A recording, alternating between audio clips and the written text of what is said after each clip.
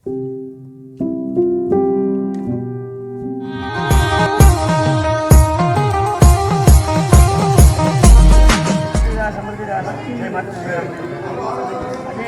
જિલ્લો મેંદરા તાલુકો મેંદરાની બાજુમાં જંગલી આશ્રમ છે.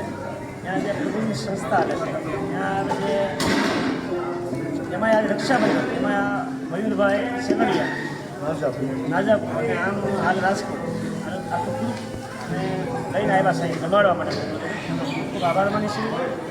દાળ ભાત શાક રોટલી સમોસા ખમણ અને કેવડી લાગણી કેવડો ભાવ એમાં ભાઈએ બધું નિરીક્ષણ કર્યું અને રોટલી અહીંયા અમે હાથે બનાવ્યા છે.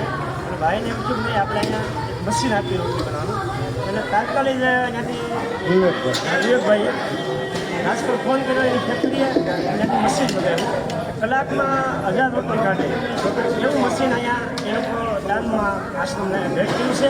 એમનો ખૂબ ખૂબ આભાર માનું છે. ભગવાન રામદેવજી પરમના પીરને માં બેન એને ખૂબ શક્તિ આપે અને ખૂબ જીવનમાં આગળ બધા વધે એવું પરમાત્મા પર પ્રાર્થના કરી છે. અને કોઈ પણને આવી રીતે રસોઈ આપવી ભોજન જમાડવા હોય કેમ કે આ મોટો યજ્ઞ છે. હા, કેમ કે આમાં જઠારથ યજ્ઞ જે મળે પ્રગટ થાય અને આમાં આહુતિ આપી દેવી એ અગ્નિ શાંત થઈ જાય. આઠથી મોટું કોઈ પુણ્ય છે નહીં. આ પ્રભુજી તો નિર્દોષ બધા કે આને જે જમાડવી આપણે કોઈ પણ વ્યક્તિ અને ગમે ત્યાં એમ આ એવું નહીં ગમે ત્યાં તમે આને જમાડો એટલે જે આને પુણ્ય જે મળે એવું કે પુણ્ય બીજે મળવાનું નથી. કેમ કે આ નિર્દોષ પાત્ર આ કોઈ એમને કહેવાના કે આ ગળું છે તીખું છે ખાધું છે મોડું છે. હા, અને તમે ગમે એ થાળીમાં આવ્યું એ લોકો પ્રસાદ લઈ લે. એટલે આ ગ્રુપનો ખૂબ ખૂબ આભાર માનું છું. માતાઓ બહેનો બધા આવ્યા છે અહીંયા આજે અહીંયા સંસ્થાની મુલાકાત લેવા માટે. અને એ પણ બધા અમે ભેગા પાછા પ્રભુને જમાડી અને પછી અમે પણ બધા ભેગા પ્રસાદ લેવાના છે. આજે બધાને મારો સદીરાત મરદીરાત આ વિડીયોને વધુ શેર કરજો. લોકો સુધી સંદેશો જાય કે આજે ભાઈને એવી પ્રેરણા જ નથી કે નહીં કે મારે એક રોટલી બનાવવાનું મશીન આપવું છે હારામાં હારું એ તાત્કાલિક મગાવ્યું એનો ખૂબ ખૂબ આભાર માનું છે. સદીરાત અમરદીરાત.